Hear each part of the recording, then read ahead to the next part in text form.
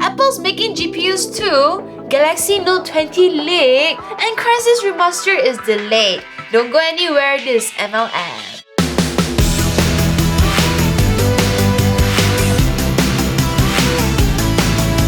Remember when we reported that Apple is planning to make their own CPUs for their Macs? Well, it looks like Apple is planning to do more than that. Posted by user Longhorn on Twitter, this slide from WWDC seems to suggest that Apple is working on their own GPUs as well. After switching from Intel on their CPU side, is Apple being fair to AMD too by doing the same to AMD on the GPU side?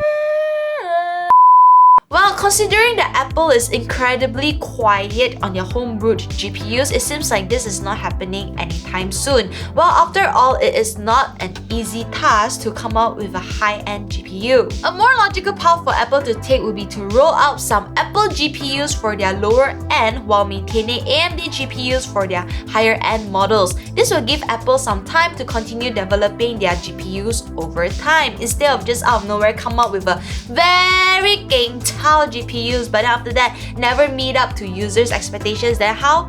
Backlash lor. So we've got Apple CPUs and now even potentially Apple GPUs. Just how many more Apple items do we need until I can finally keep the doctor away for my entire life? Thanks to Samsung Russia for accidentally uploading images of their next stylish packing flagship phone, Samsung Note 20, I can now say that the Note 20 is the most stunning Note ever. Rumor has it this phone will support QHD Plus resolution at 120Hz refresh rate. It will also sport smaller bezels than the Note 10 Plus as well as a punch-hole front camera.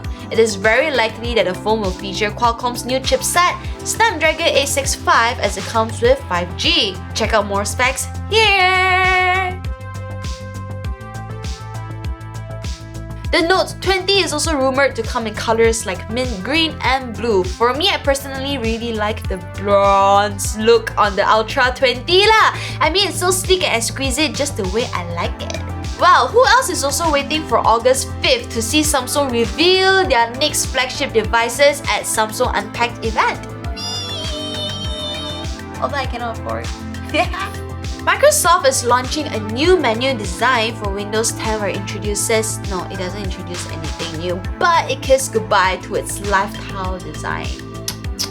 Well, let's be honest, the live tile design isn't really that amazing, okay? Every time I open up my start menu, I want to look for the daily apps that I use.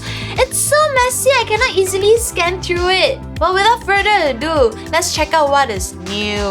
The solid color background behind app logos are known as live tiles, okay? So they have been removed and is now replaced by a semi-transparent background for the tiles. Even though it is a subtle change, like not much is done, but I tell you because now it's semi-transparent, so you can easily look at the apps, it doesn't look that messy anymore. Oh, and other than that, there's a new alternate tab function. Users can easily use alternate tabs to see their previous tabs open on Microsoft Edge and not just the current one. If this makes your alternate tab menu look too messy, you can head to settings and adjust to your last 3 or 5 tabs instead of all 10.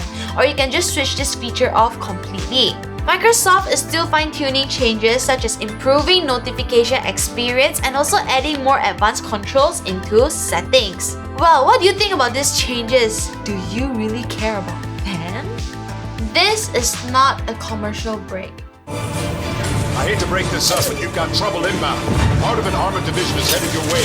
You better get out of there fast. Maximum speed.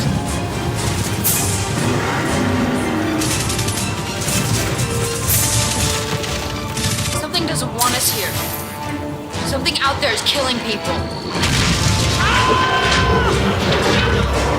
His discovery could change the future of the planet. Things are waking up.